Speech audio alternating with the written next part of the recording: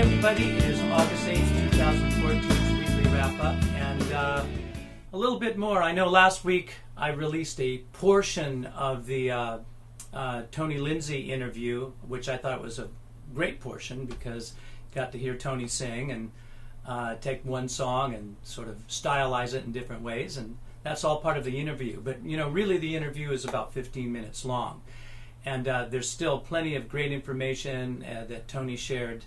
And so what we actually released this week on the My Girl Harmony packet is the full Tony Lindsay interview. And so if you have access to the site, all you have to do is go to the My Girl packet, boot on that, and hit on the interview, and you will see the whole interview in its entirety. And it's a great one. It was a lot of fun working with him. He is a cool person. He is so funny and fun, and you can see he's just a one-take wonder. There's no problem about singing a song for him. You just give him some music and he responds to it, and that's what I thought was so great about the interview. And there's lots more.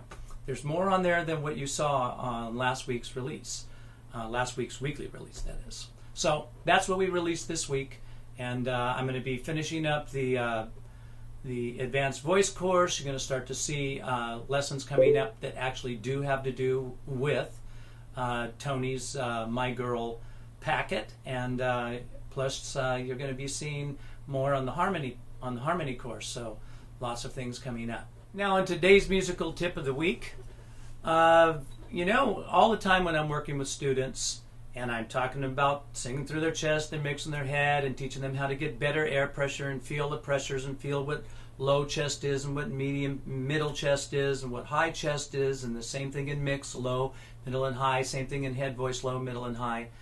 And I'm having them practice various things, and I've talked about these things at times on the tips. The other thing that always happens, I notice, for people when they first start with me is I can't say it enough times, so I thought I'd say it here again.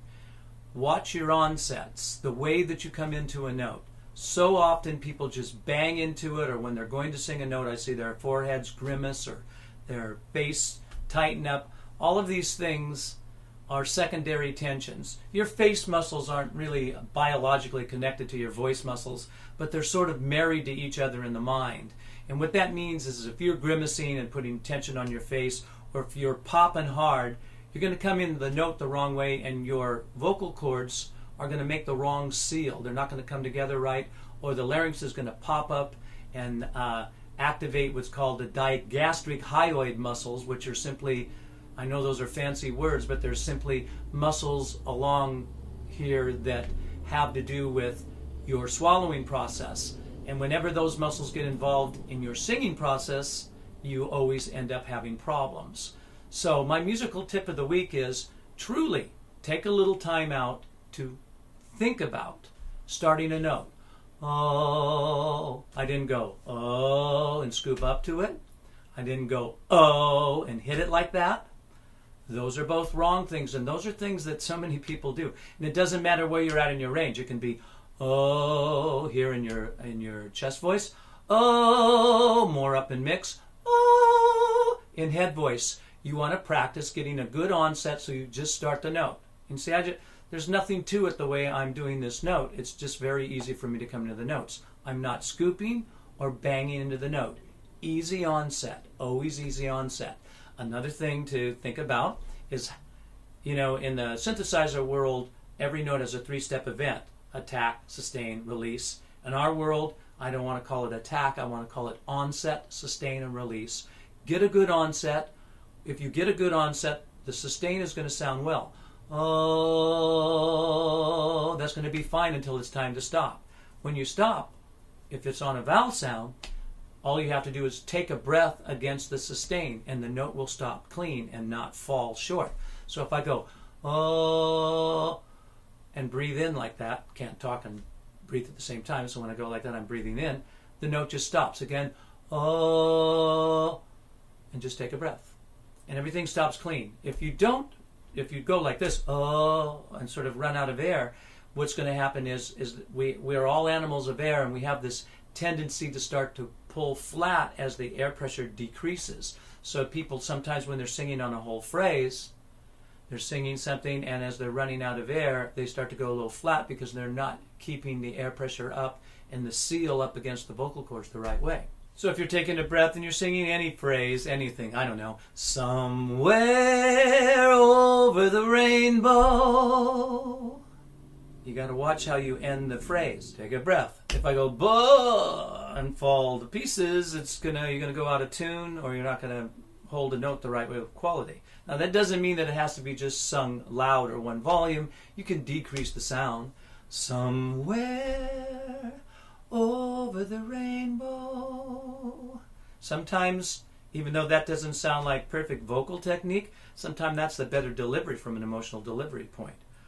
Way up high, or way up high, or way up high.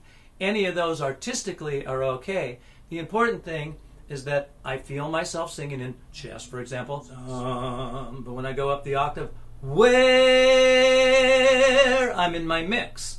When I'm in my mix, I can feel the difference in the air pressure between the low note and the upper note. A song like this, really blatantly you have to feel it, because it goes like chest mix, oh, somewhere over the rainbow. All of that last part there, over the rainbow, is all in your mix. Air pressure, and that my vocal cords are making a good seal.